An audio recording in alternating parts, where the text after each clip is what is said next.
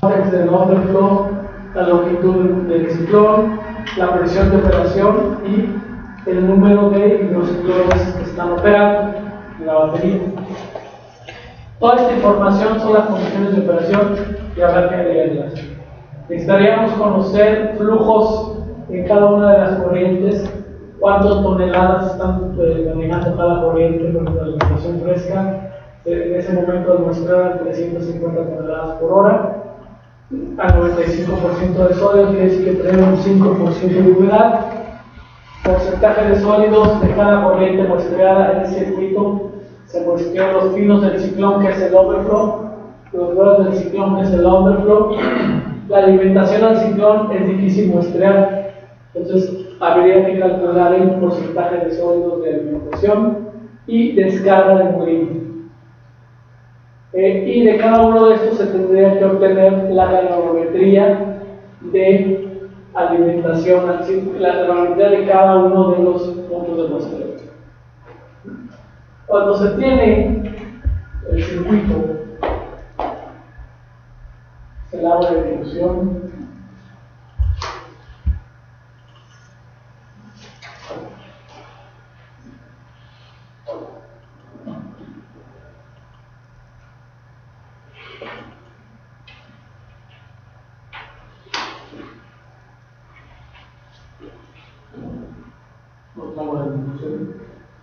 ¿cómo hacemos normalmente el muestreo? El muestreo debe de hacerse cuando el circuito está en estado estable.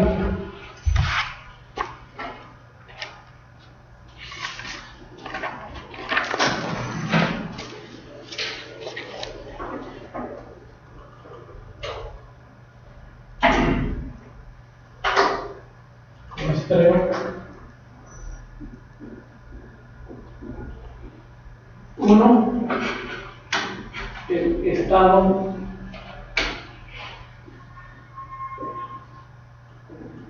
se deberá de caracterizar el circuito cuando esté en esas condiciones. Es decir, dije al principio, los modelos se desarrollaron para un proceso en estado estacionario, ¿verdad? Entonces, si el proceso está subiendo y bajando y hay muchas variaciones, no voy a poder conocer y poder caracterizar bien el circuito. Entonces tiene que estar en estado estable lo más posible. ¿Cómo? Es que esté la misma potencia del molino, que tengamos más o menos la misma difusión, entonces las condiciones lo más estables posible. Y el muestreo se realiza durante 2 horas en teoría, pero difícilmente se alcanza. Entonces yo he comprobado que el tiempo de muestreo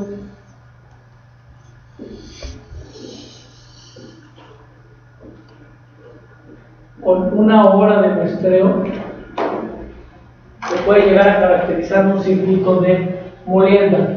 El tiempo de residencia de todo el circuito de las partículas dentro de un circuito es alrededor de 24 minutos. El tiempo de residencia del molino es de 8, pero como las partículas recirculan en un 250% de carga circulante, aproximado, entonces casi la partícula que más se tarda en salir dura 24 minutos dentro de ese circuito. Bueno, mucho, y es demasiado, ¿no? Entonces, el muestreo de 1 hora puedo caracterizar bien qué está pasando dentro del circuito y tengo que hacer cortes de muestra cada 15 minutos. Son 5 muestras.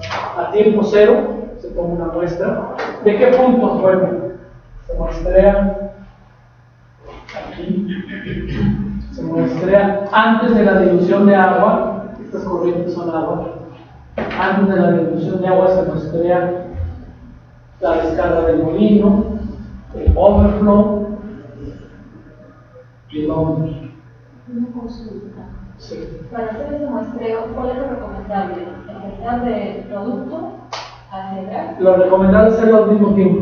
Al mismo tiempo, simultáneo. Simultáneo es decir, iniciamos, ¿no? Claro. Y hay alguien que a lo mejor está aquí en ciclones y toma esta muestra, y si hay posibilidad de tocar que lo tome al mismo tiempo, o este mismo toma acá. Luego abajo en los molinos, alguien está tomando la muestra de lo que es la descarga del molino. El flujo de agua, este flujo, sí es posible medirlo durante el muestreo de cada corte es deseable si es que se tiene medidores de flujo, o si no, si el flujo no es muy grande, pues hacer el método de la cubeta. Agarro un tambo, desvío la manera de dilución, tomo el tiempo. Cuando son molinos pequeños, molinos muy grandes, pues no es posible, pero medir por ejemplo, el tamaño del corte que haría yo, tomo una muestra aquí, aquí y aquí al mismo tiempo, que registro los flujos, también registro la potencia que se está consumiendo en ese momento. Si tengo un sistema de control muy bien establecido, pues puedo obtener los datos de cada 30 segundos, algo así, pues saco el corte. Esta no la puedo muestrear porque para muestrarla tendré que parar el circuito de la carga fresca, pues ese no se muestra hasta el último. Entonces, a tiempo cero, muestra 1, a los 15 minutos igual tomo otra muestra, a los 30, 45 y a los 60 otra muestra. En el caso de los ciclones, si tengo una batería de 3 ciclones, trato de tomar un corte de cada uno de los ciclones. Si lo tengo 3, corto el orden de uno, lo pongo en mi cubeta, me voy el otro, así me voy el otro. Cuando son muchos, a veces vamos a terminar con muchas botellas, muchas tinas de material, tampoco es práctico. Lo que se hace es que en un corte, a lo mejor muestreo la mitad de los ciclones y en el otro corte la otra mitad. Y así me voy. ¿Por qué? Porque si obtengo también mucha muestra, viene otro problema. Esa muestra hay que volverla a muestrear, tendrá que filtrar 30, 40 litros de pulpa, ya el manejo de la muestra se complica, ¿no? Entonces eso, al final del proceso de muestreo se tiene que parar la banda esta y tomar exactamente 1 metro, cuando menos. Generalmente el tamaño de alimentación aquí el P80 es entre 1/4 y medio pulgada, cuando mucho. Entonces 1 metro es más que suficiente para caracterizar el tamaño de partículas. Aquí yo paro la banda, mido 1 metro exactamente y retiro todo ese material, pero todo absolutamente, lo barro si es posible. Entonces tengo que utilizar una escoba y remover todo el material y hacer la volumetría de ese material. ¿Por qué? Porque es bien importante caracterizar la fracción fina. Estoy hablando de fracción fina del material más o menos debajo de la 9,200. Todo este material, porque dependiendo cuánto fino me está entrando aquí, yo voy a poder caracterizar cuánto me está volviendo en realidad y cuánto fino regresa. Así generalmente hacemos el muestreo. Bueno, ya que obtenemos el corte de cada muestra, se hace un compósito de cada punto. Se muestra, esta muestra pues va al mismo lugar de cada punto. ¿Cómo se maneja esa muestra? Bueno, primero es la granulometría. ¿Qué mallas puedo utilizar?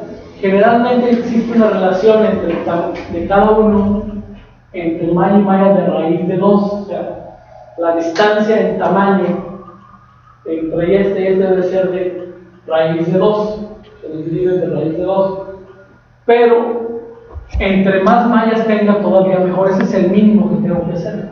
¿Qué quiere decir? Si yo tengo mallas intermedias aquí, por ejemplo aquí, me está faltando la malla 325.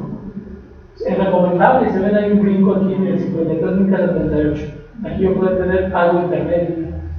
Y así en todas las fracciones. Recuerden que las partículas al romperse, si las pudiéramos acomodar, se vería algo así. La disminución del tamaño es un proceso continuo, va disminuyendo el tamaño. Pero yo no puedo medirlas, o sea, son tantas, es infinito el tamaño que va a haber, que lo único que hago es dividirlo en grupos. O sea, eso es lo que estoy haciendo con el esquivado, o sea, un proceso continuo. Lo estoy haciendo discreto. Estoy discretizando, estoy dividiendo mis partículas en grupos.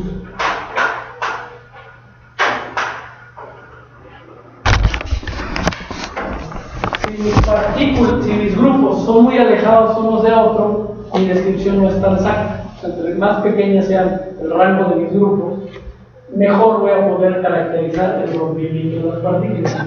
O sea, aquí tengo, ¿no? Por ejemplo, esta malla va desde 1 en la malla de 1 pulgada hasta la malla 400, y en la apertura en micras desde 25.400 micras hasta 38 micras. Aquí tengo la granulometría de la alimentación fresca, de los gruesos del ciclón, que es el under, de los finos y de la descarga del medio. Otra cosa que ven, el tamaño de la partícula es la misma, perdón, de cribas para cada uno de las diferentes fracciones es igual. El mismo modelo para todos. El mismo serie de cribas para todos, mismas fracciones. ¿Por qué? Porque me ha pasado que, por ejemplo, la alimentación dice, pues es que a la menos 200, a la menos 270 ya nada más tiene 6%. Nada más es la granulometría de aquí a la 200. Es que no hay mucho filo. Y luego esta que tiene mucho filo, pues sí hacen mucho más en los filos para amplificar, ¿no? Los filos de Londres. El problema es de que esos datos no me van a servir mucho, porque la manera de simulación es hacer un balance por fracciones. Es una balance por fracciones. Si yo no tengo la misma fracción, ¿cómo voy a poder seguir el tamaño de partícula? Cada fracción, ¿cuánta masa va aumentando y cuánta va disminuyendo? Hay maneras de hacerlo, pero va a ser artificial. Una manera de hacerlo es graficarlo e interpolar puntos. Pero una vez más estamos manipulando los datos. Entonces, es una recomendación. Entonces, bueno, esta es la parte del muestreo. Y antes de hacer la simulación, existe un segundo paso. ¿Cuál es? Calibración. La calibración o ajuste de datos. Vamos a ajustar el modelo.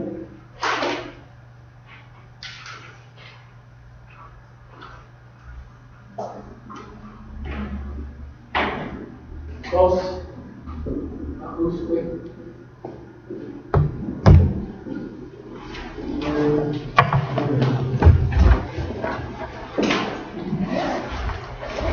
En el curso básico vimos ya bien los detalles del modelo. Desgraciadamente ahorita no podemos, hay muchas cosas más que cubrir, pero el modelo del SAC, ahí vamos a retomar algo de los modelos de volumen de bolas. Entonces, vamos a simular este circuito. Aquí está, este circuito lo encontramos. Nos vamos a poner turno.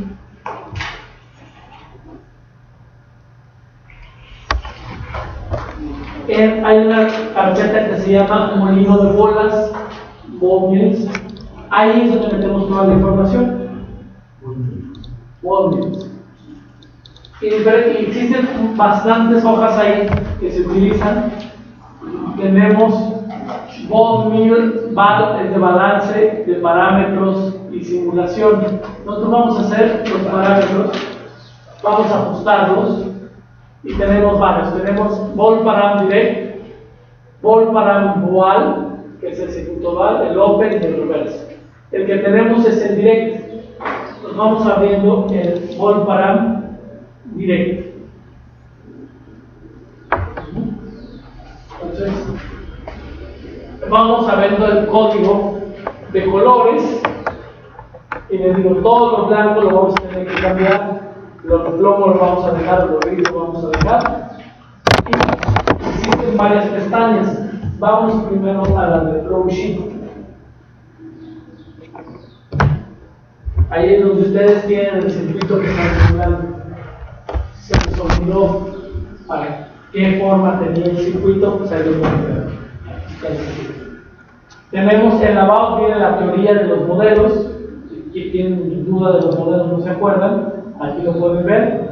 Panel de control es donde se calibran o se ajustan los modelos. Y el data file es donde metemos los datos. ¿De dónde? Los datos que sacamos en el muestreo. Vámonos al data file.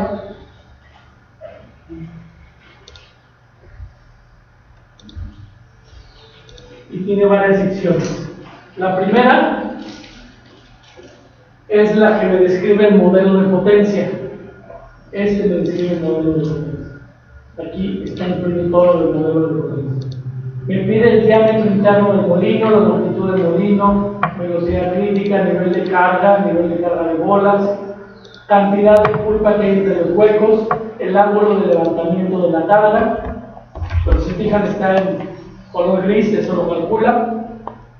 Y aquí me da la potencia gross power, esta es la potencia de lectura que yo obtengo durante el muestreo.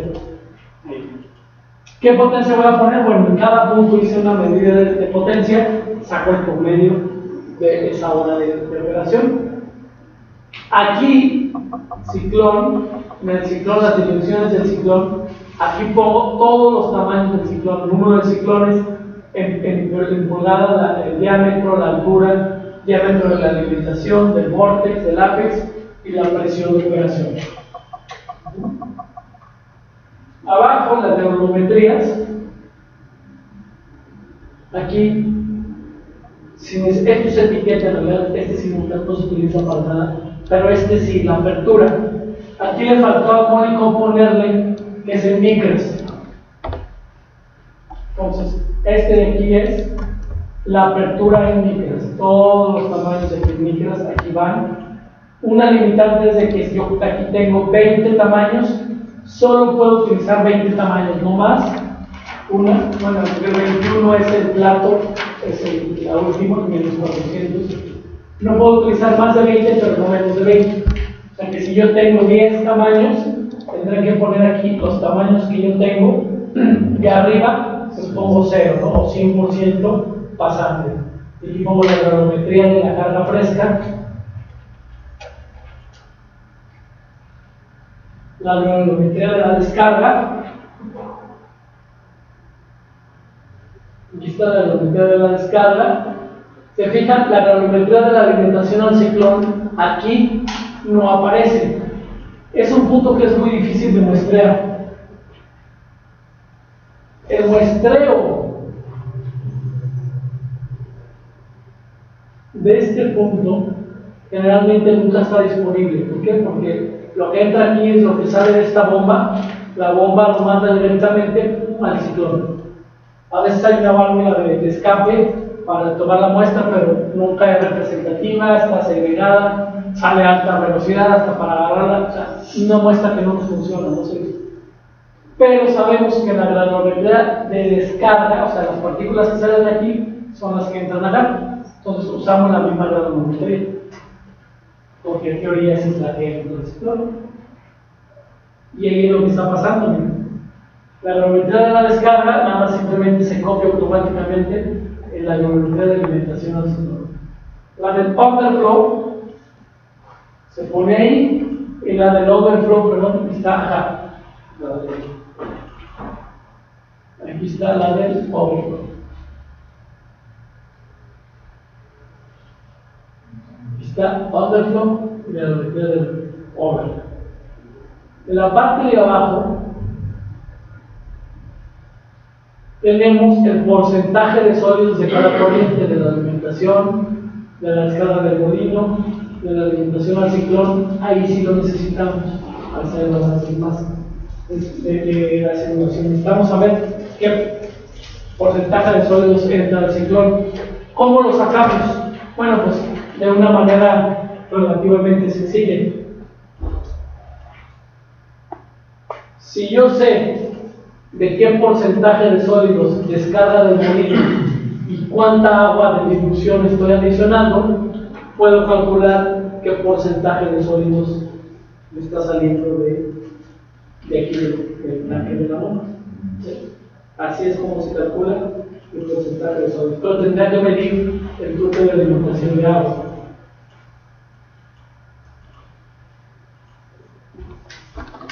Y por último, porcentaje de sólidos de los gruesos del buffer y del lodo. Bueno, toda esa información la tienen en los datos de la presentación que le pasaron.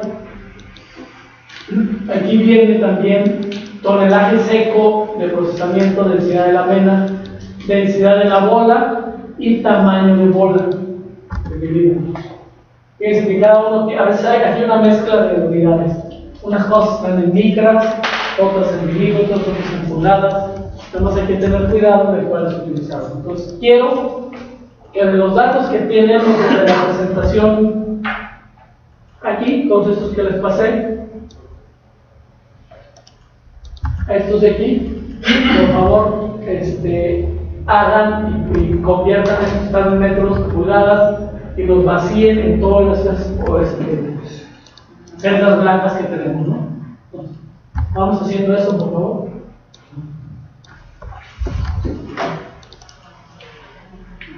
Si tienen la presentación, ¿verdad? Eso sí lo tienen. Sí.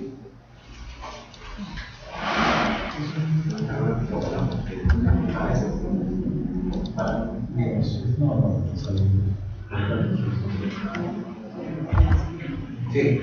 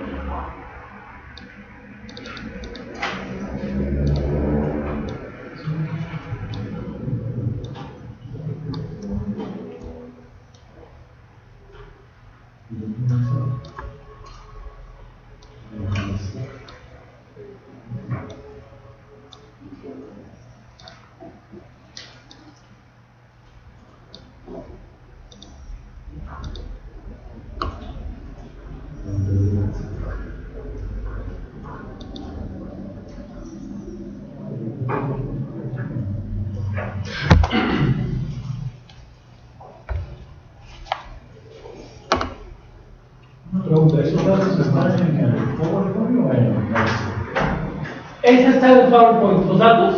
Sí. En el PowerPoint que se llama Introducción. La presentación 1. En el CD eso. O sea, En la avanzada, ¿no? en la avanzada. El avanzado, sí. Y aquí se los dejo de todos modos para los que, si no quieren copiarlo de aquí directamente, lo pueden copiar.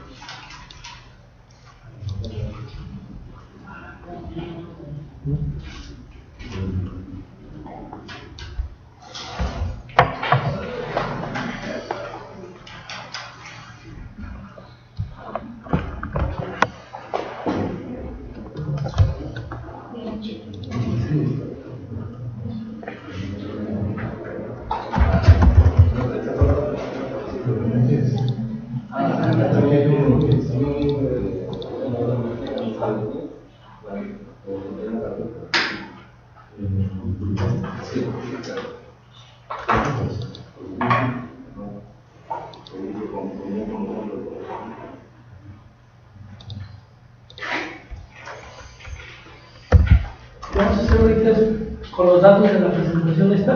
Vamos a usar la hoja de cálculo que se llama Bol Param Direct. Y vamos a meter estos datos ahí.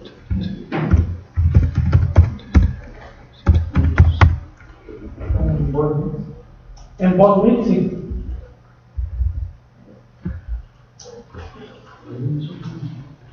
Tienen los datos,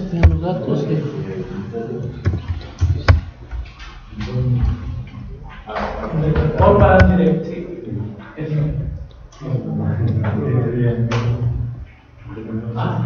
Para convertir, ahorita hay una hoja ahí para hacer. Fíjense, muchas de las unidades están diferentes a las que necesitamos. Hay una utilería que no sé, no creo que no se ha dicho ustedes. Aquí en Molecule Tools, en utilerías, hay una carpeta que se llama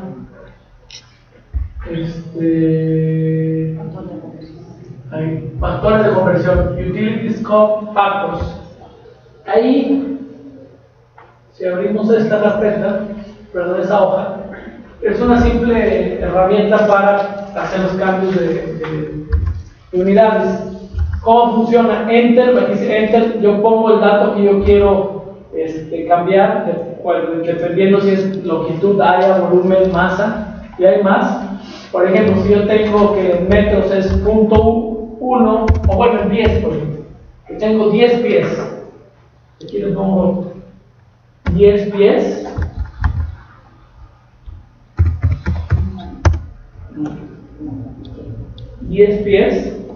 entonces en esa columna meto los datos y en el renglón me convierte esos 10 pies a centímetros, a metros, aquí en esta misma noche. Aquí está en centímetros, metros, pulgadas, pies. Y así hay para varias unidades, fuerza, volumen, flujo básico, potencia. Por ejemplo, si lo tengo en HP me da en kilowatts, si lo tengo en kilowatts me da en HP, presión, temperatura. Entonces, es muy fácil de utilizar. Por ejemplo, el volumen puedo convertir de centímetros cúbicos, litros, metros cúbicos, pies cúbicos y galones. ¿Puedo utilizar esta hoja para hacer la conversión? Voy a poner la hoja de gatos. ¿Cuál? La hoja de gatos. La hoja. ¿Esta? ¿O la de PowerPoint? Sí, de Pablo. Sí, sí.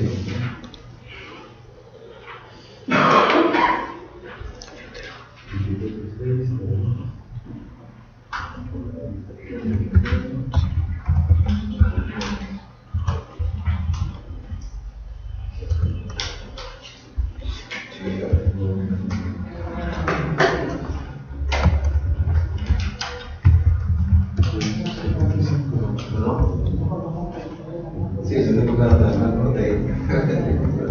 Quiero ver qué tiene.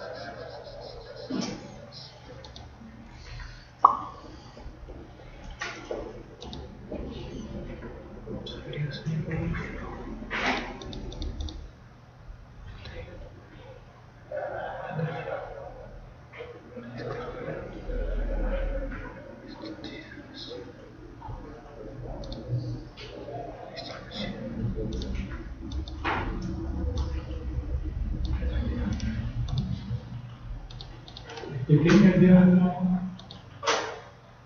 ¿Qué? ¿Del ciclón? sí, 1.25 pies. 38 centímetros como un del hielo, como 10 pulgadas. 12. Tiene que poner pulgadas.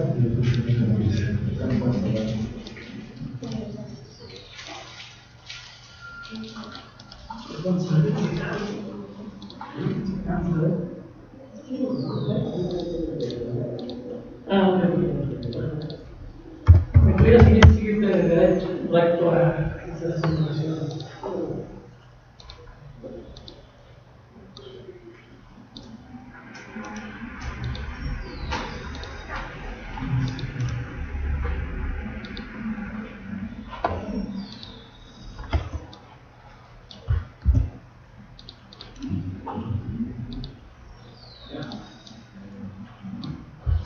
¿Cuántos decimales en el no, dos decimales? Más es suficiente. Dos. Bueno, depende del número, ¿no? O sea, que si es .38, sí, ahí sí, mejor 3. El tonelaje de alimentación, ¿cuánto lo ponemos? Lo que está diciendo 50, ¿no? Ahí está, 450, ¿no? Podemos estar aquí. No, está menos. No, está en el otro, pero. La que sigue. La que sigue. ¿Así? Da 350. Ay, ay, ay. Ya está. 350. Ah, está bien. Está bien.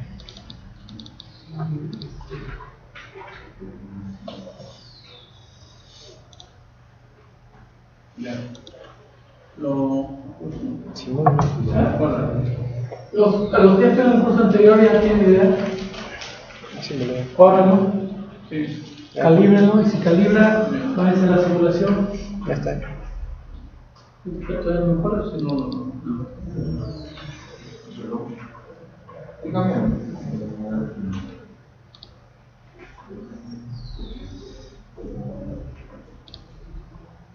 Que son estos puntitos es para la descarga del molino y la línea roja es la predicción, se fijan está muy lejos, no puede estar muy lejos.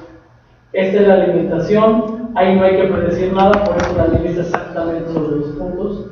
Los triángulos es el underflow, la predicción está muy debajo y los cuadritos es el overflow y la línea es la predicción. El sistema todavía no está calibrado porque mis datos experimentales no son reproducidos por mis datos teóricos o simulados. Entonces, lo que va a hacer el solver va a ser encapsular estos valores para que estas líneas lleguen sobre esas líneas, sobre los puntos y ya quede calibrado el sistema. ¿Okay? Pero, aquí hay unas recomendaciones. Si estamos muy lejos de los valores originales, algunas veces el sistema no converge, o sea, quiere decir que no encuentra solución y da X valores y nunca encuentra una solución. La primera cosa que siempre hago yo es ver el tamaño de corte. ¿Sí? El tamaño de corte del microciclón me va a dar la clasificación del sistema. Entonces, ese tamaño de corte que tengo yo aquí es en base a la otra simulación que ya se hizo. Puedo yo calcular el tamaño de corte, pero una forma fácil de saberlo es, bueno, veo yo aquí de qué tamaños tengo mis calorimetrías. Por ejemplo, aquí de los finos. Donde hay tamaños, hay de 200 micras a 30 a 40 micras. O sea, mi tamaño de corte tiene que estar en ese rango. No puede estar acá en 10.000 micras porque ni partículas hay, es 100% retenido. Entonces busco un valor en medio de esta granulometría. Ahí nomás, sin nada de ciencia, simplemente decir, bueno, estoy aquí en medio. Con mi tamaño de corte va a ser como 150 micras, más o menos. La mitad de estos dos, 150. Y me voy aquí de cambio a 150.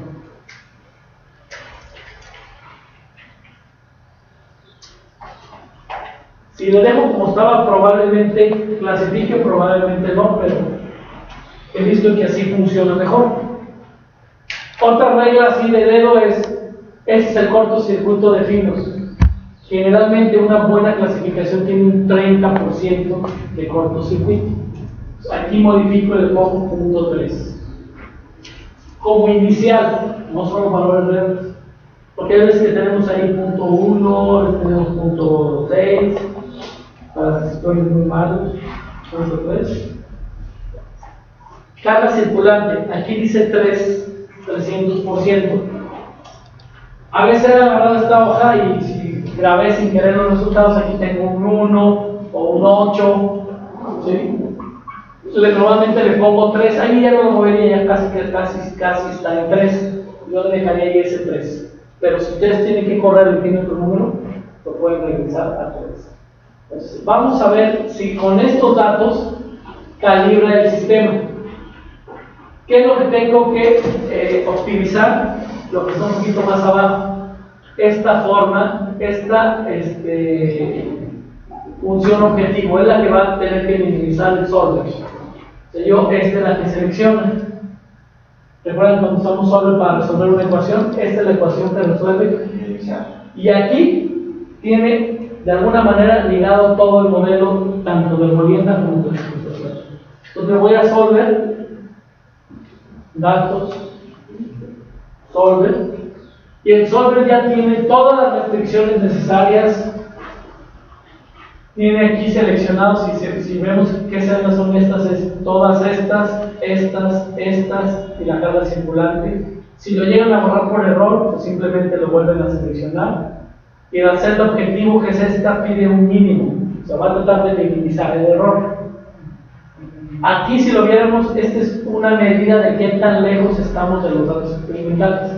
Entre más pequeño mejor. Y ahora vamos a resolver. Es nada más el H entendido que... Ok. El primero el G34. G34 es el delta. Como calcula el sistema hace un cálculo de carga circulante, da un resultado. Vuelve a iterar, vuelve a calcular el dato de carga circulante y compara. Si hay diferencia entre cálculo 1 y 2, vuelve a calcular. Así sigue calculando hasta que no haya diferencia entre el cálculo de carga circulante anterior y el nuevo. Por eso ahí dice que siempre debe ser igual a 0 y está relacionado con la pendiente de clasificaciones aquí. Y esta celda está debajo de la curva y es que tiene que ser menor a 4. Se sabe experimentalmente que la pendiente de clasificación no puede ser mayor a 4. Puede ser menor, puede ser incluso una fracción, pero nunca mayor a 4. Para evitar que el sistema diverja y no encuentre un resultado, tendríamos que limitar que esta celda nunca alcance un nivel de 4. Por eso se le pone aquí que esta celda sea menor o igual a 4. Aquí hubiera puesto, poder poner un 4, pero por alguna razón no pusieron así. Y de la manera, ya, vamos a resolver. Y aquí empieza a calcular, está optimizando. Y dice, solo ha convergido, la solución actual se cumple con todas las restricciones. Aceptar. No sé por qué en esta máquina no tenía en la pantalla. Y ahí está. Se fijan, ya calculó todos los parámetros, y espero que ustedes también. Y y ya mis datos experimentales están descritos por mi modelo. ¿Cómo sé?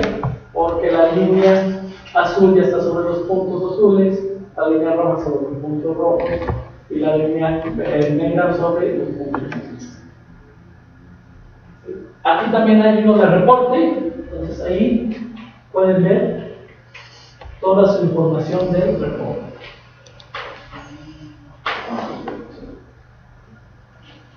Ahí viene todo el balance de masa, la granulometría, porcentaje de sólidos, potencia, todo un resumen de lo que tenemos en las hojas. Si quieren graficar o ver qué está pasando, ahí lo ponen. Todo esto lo hicimos en el curso básico, detalle por detalle, viendo el modelo y todo, ¿no? Ahora vamos a hacer lo mismo, pero ahora para molienda SAC. Vamos a estar viendo lo mismo para molienda SAC. Entonces, mucho de esto lo vamos a retomar allá porque básicamente utiliza el mismo modelo modificado. Si algo no entienden de la parte SAC, no hay problema, lo explicamos, lo regresamos un poquito, pero no sé si piensen que es la duda más sencilla, no importa, síganlo, pregunten. Bueno, entonces, aquí ya podemos decir que el modelo ha sido calibrado. Sí. ¿Diámetro crítico de cuál? ¿De qué? Aquí. El décimo crítico aquí. El tamaño. Ok. El diámetro crítico aquí. Normalmente el diámetro crítico. ¿Qué me preguntan sobre qué valor inicial podríamos utilizar? La curva de selección, si la graficamos, tiene una forma más o menos así. Si aquí graficáramos la función de selección específica, y vamos a escribir mucho eso con el SAC porque es que paramos es importante. Contra tamaño. A tamaños pequeños es una velocidad de cuántas toneladas de mineral por kilowatt hora se rompen o se fracturan. Es una velocidad. A tamaños pequeños la velocidad es baja porque necesito mayor kilowatt, va subiendo, subiendo, subiendo. Y tenemos un tamaño crítico, es ese, donde la velocidad debería seguir aumentando en teoría, y porque las partículas más grandes se rompen más fácilmente, pero no, decae. Y eso, ese tamaño normalmente es grande, es un tamaño donde ya es tan grande la partícula que las bolas al momento de golpearlas no las fracturan o necesita varios golpes. De hecho hay una teoría que dice que tenemos la partícula, damos un primer impacto con una bola y no se rompe, pero se crean fracturas, queda débil, se debilita la estructura, necesita un segundo golpe para romperla. Entonces su velocidad de rompimiento disminuye. Generalmente estamos hablando de que esos tamaños ocurren a tamaños arriba de 5000 micras. Un tamaño para iniciar aquí de 5000 es un buen rango para empezar. Si ustedes calibran y ahí les da 120 micras, porque pasa, ayer nos estuvo pasando, ¿no recuerdo? Calibramos y a algunos les daba aquí 120 micras, pues está mala calibración. No puede haber un tamaño crítico en este rango. Generalmente una partícula de 120 micras sí es fracturada por una bola de 3 pulgadas sin problema. Cambia una partícula de este tamaño, su velocidad disminuye significativamente. Casi todas las veces que he visto, el tamaño crítico anda en 5500, 6000, en ese rango, arriba de 5000. Entonces, si tú quieres iniciar el cálculo, ponle 5000, aquí la mitad de las distribuciones, y aquí 30%, punto 3. Otro que también conozco, el alfa 0 tiene que ser en rango de punto 0.1, punto 0.2. El modelo es muy sensible a este número. Aquí tengo punto 0.17. Si yo le pongo punto 1, el 10% más, 10 veces más. ¿Qué significaría las líneas arriba? El modelo no predice casi nada, no está súper lejos de la realidad.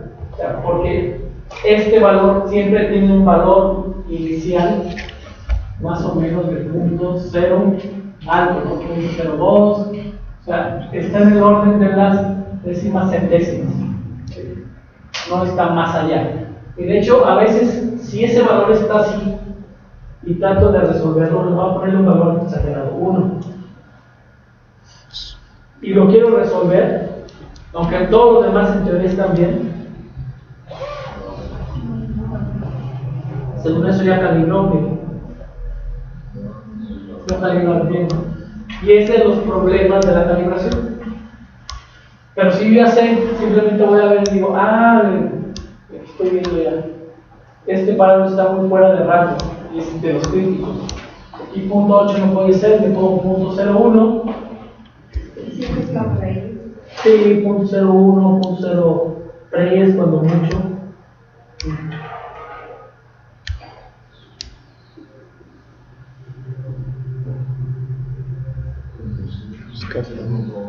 Punto 0.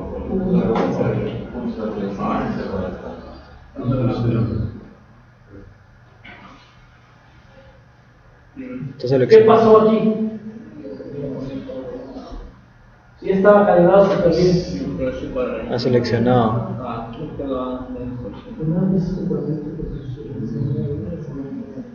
Pasa un problema, si yo estoy muy fuera del rango, muy fuera del rango, ya no puedo calibrarlo.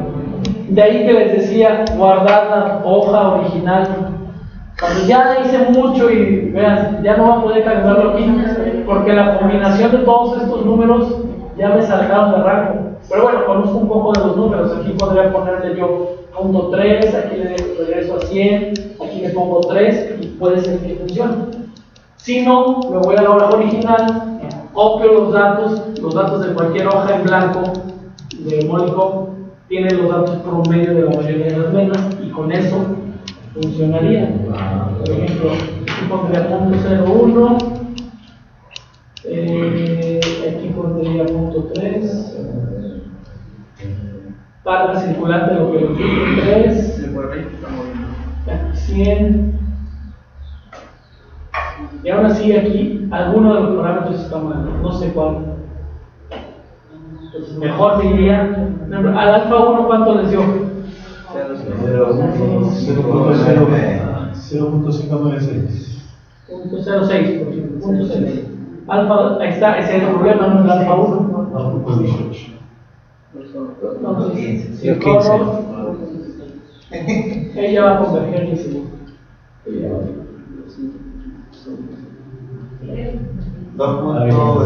Ahí está. El problema era el alfa 1. El alfa 1 estaba fuera de rango. Tenía un valor de 0.01, creo. Entonces, ¿no puedes quitar los rangos? Más o menos para. La verdad no me lo sé. Ya. La verdad, pero me acuerdo. Este estrés, o sea, lo que normalmente en una carga circulante tengo en operación es de 2 a 5. Entonces pongo 3, porque cada circuito va a ser diferente. Pongo 3. Este sí, normalmente el rango da entre punto 2 y punto 4. Pongo punto 3. El BPF. La pendiente generalmente anda entre 1 y 2. ¿Qué más que Entonces todo eso es lo que vale, que es el alfa 1, el alfa 0, el alfa 2. No, está en el about.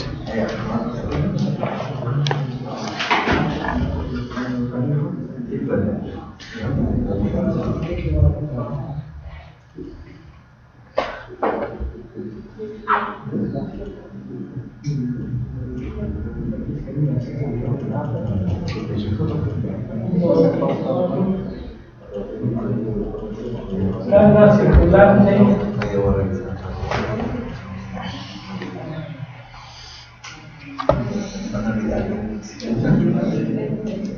De los demás no me sé sinceramente, o sea, no tengo una medida, porque los que modificamos normalmente son esos.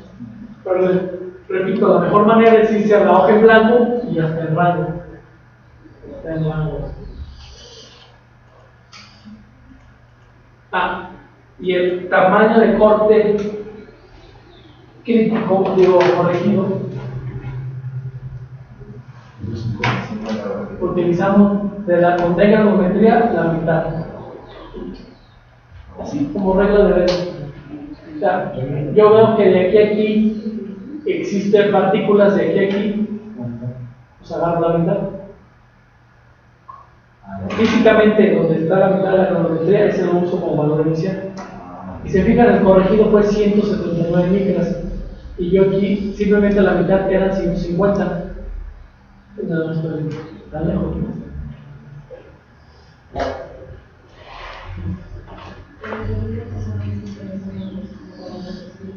No, si alguien ha estudiado estos parámetros y dice, bueno, el alfa 0 anda entre este valor y este valor. En base a la mayoría, una base de datos de muchas menos, ¿sí? Pero esos límites no los tiene Molycomplus, o sea, no los tiene la rutina. No me los sé yo tampoco. Sé de algunos, pero para el modelo que utilizamos aquí no hay. Porque hay diferentes simuladores con diferentes modelos que sí han establecido los rangos. Con el modelo que utilizamos aquí, que este es el de Hertz, no tenemos los rangos que la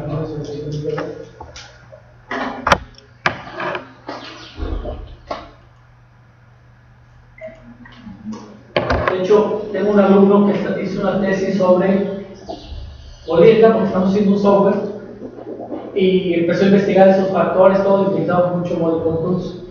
Y nos dimos cuenta que para el mismo resultado, y ustedes lo van a ver aquí, obtenemos para la misma mena diferentes valores de alfas, betas y los dos casos de calibre. Sí, eso es lo que justo yo indicaba un 2,15 y bueno, yo he indicado como 16.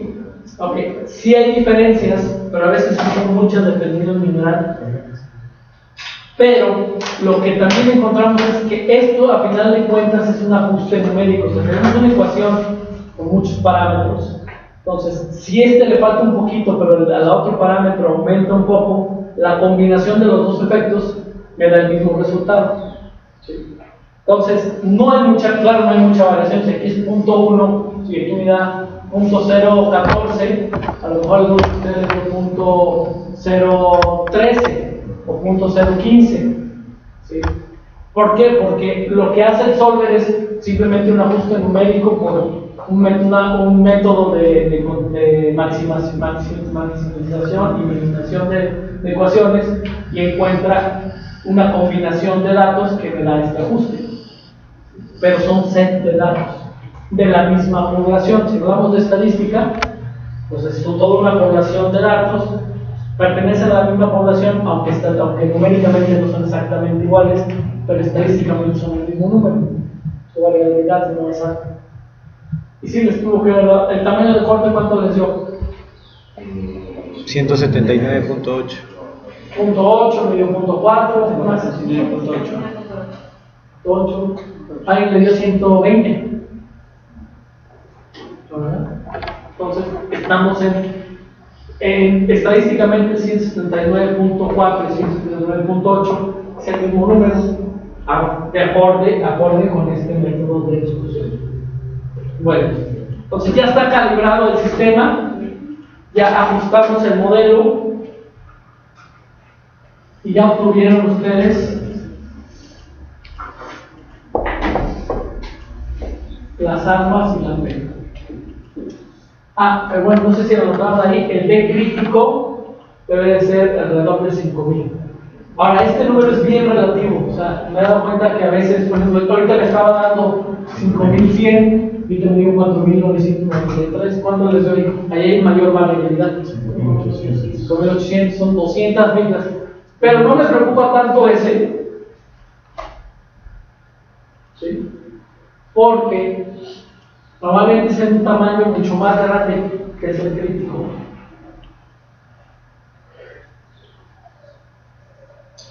$5,800. Anda como por el peso.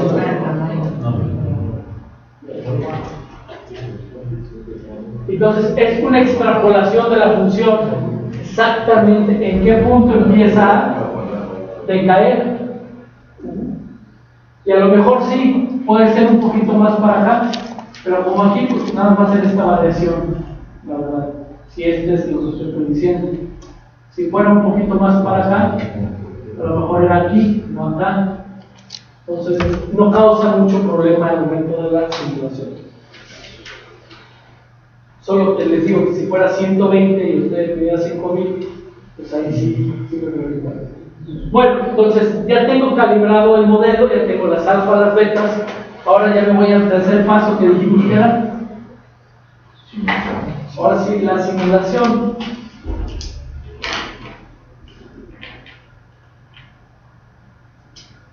En el ajuste al modelo mantuvimos las variables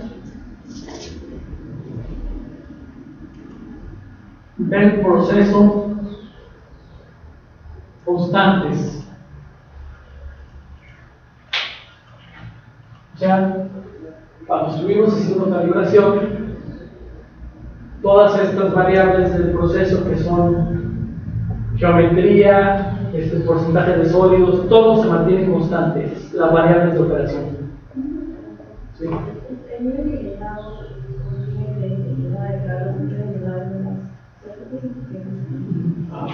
Qué bueno. Tenemos el molino, el reposo más o menos se va a ver así. Tenemos las bolas aquí, y esto sí aplica para molino de bolas, el sac va a ser diferente. La bola está en reposo y toda la pulpa, como el tamaño de partícula es muy pequeña, se va a meter entre los huecos. ¿Verdad? Generalmente tenemos un 40% de huecos ya medido. Como la pulpa se mete entre los huecos, consideramos, más no es cierto en todos los casos, que el nivel de llenado del molino es igual al nivel de llenado de las bolas, porque toda la pulpa está entre los huecos. Solo cuando nosotros supiéramos que hay un sobrellenado de pulpa, o sea que hay una cama de pulpa arriba, ahí sí estos dos números serían diferentes. Pero esto es muy difícil de medir. Tendremos que parar el molino así tal cual, cortar todo en el momento, y generalmente no tienen esta medida, tienen esta medida casi siempre en las plantas. Entonces, y aparte, la potencia que consume esta cantidad de pulpa ahí de alberca que está aquí arriba es muy pequeña, entonces no es un cambio significativo. Para molinos de bolas casi siempre consideramos que el nivel de llenado total es igual al nivel de llenado de bolas. O sea que si tenemos un 35% del nivel de llenado de bolas, decimos que tenemos un 35% del nivel de carga total, porque las partículas están entre los huecos. Si tuviéramos partículas más grandes que los huecos, acá, arriba, ahí sí no, esta consideración no es válida, porque a lo mejor tenemos un nivel de carga de 30%, pero el nivel de bolas es del 5%, caso de la movilización. Ahí es donde sí podría cambiar. Pero casi siempre molino de bolas ponemos igualito el mismo. Bueno, entonces vamos a hacer la calibración ahora. ¿De qué parámetros? Aquí están los parámetros de molienda, las alfas, las betas, y de clasificación no son estas. Estas las usamos para calibrar. Las de clasificación son A1, A2, A3, A4 y lambda. Estas de aquí abajo. Si el modelo nos dice que A1 es para estar relacionado con la predicción de la presión. A2, ¿a qué? Vieron en el curso pasado. ¿Qué me relaciona a A2?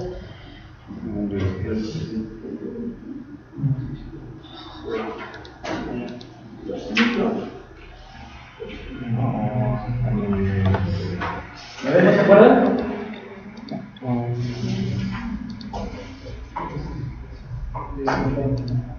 El tamaño de corte corregido. ¿Sí? O sea, el primero es la presión, tamaño de corte corregido, el A3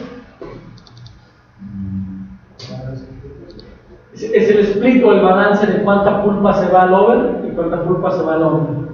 El A4 me relaciona la eficiencia de clasificación y lambda mi bypass de finos.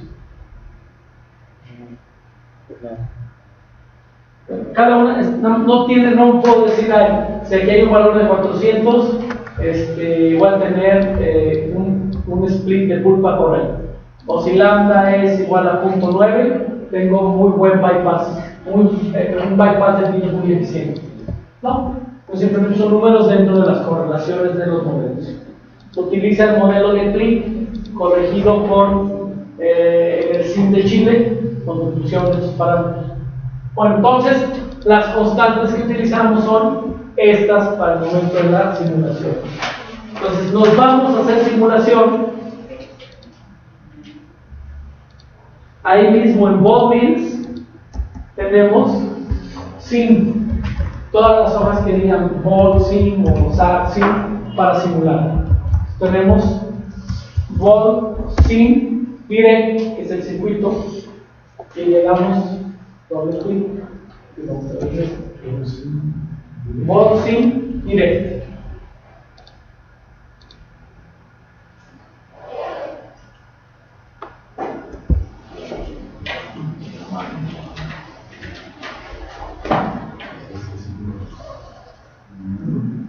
Ahora, en la simulación, ¿qué vamos a tener constante? Las variables del modelo. Todo lo demás, lo que se pueda cambiar, lo podríamos cambiar.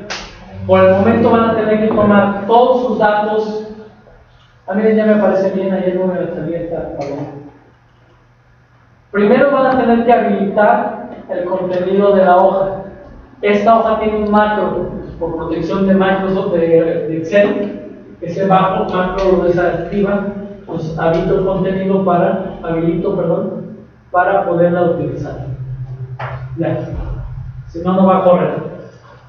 Pero bueno, aquí lo que les voy a pedir es que copien todas las condiciones de operación de diámetro, longitud, velocidad, llenar, nivel de llenado, ángulo de levantamiento, este se calculó en el anterior,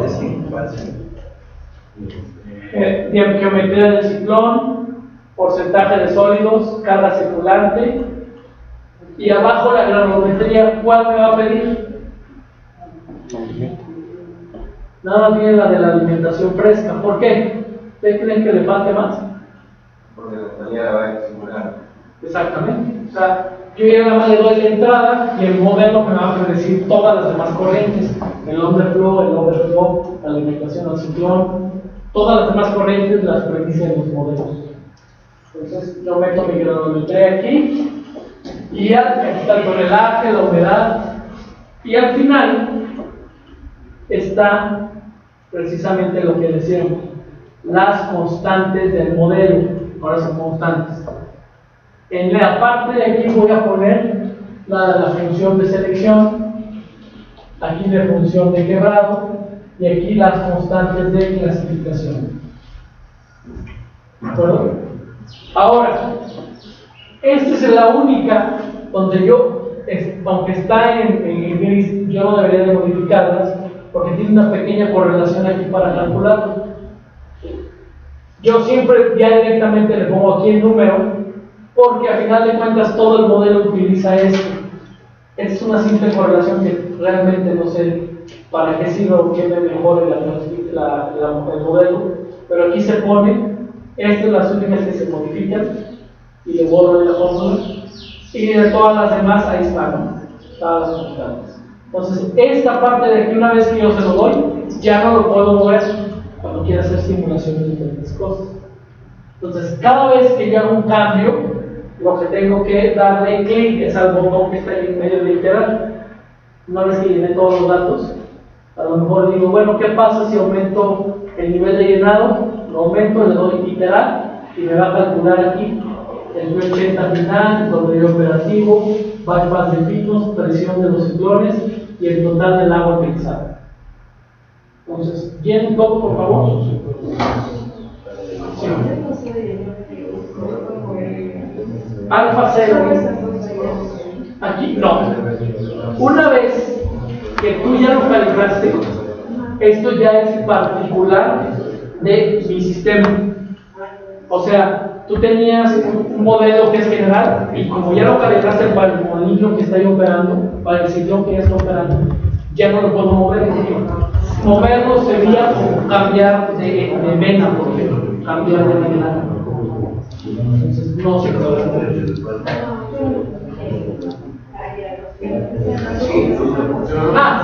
Las celdas sí, se pueden cambiar eso. Ahí, eso sí se puede hacer.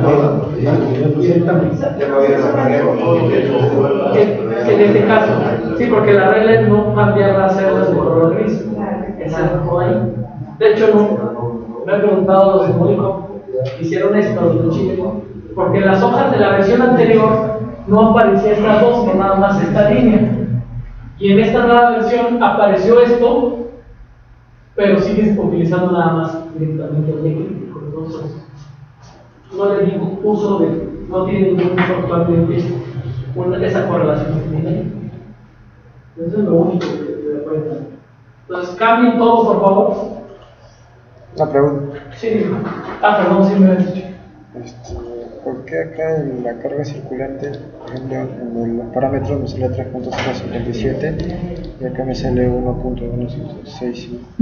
Es porque los porcentajes de sólidos que acá predice el modelo no son iguales a los experimentales. Aquí pusiste los experimentales, ¿verdad? Entonces, vete a buscar aquí en reporte si quieres que sea exactamente igual. ¿Qué porcentaje de sólidos en el balance? Creo que está hasta menos arriba. Estos son los porcentajes de sólidos que predicen. Ponlos aquí y estoy casi seguro que te va a dar la carga circular. O sea, esto es lo que predice. Y lo de acá es con la data experimental. Exactamente. ¿Y a cuál debo hacer caso? Entonces, lo que te calibró fue estos porcentajes de sólidos. O sea, en realidad tú deberías de poner aquí en el under 67.86, en el over 39.95 y ahí 32, y con eso te va a dar la carga circulante experimental.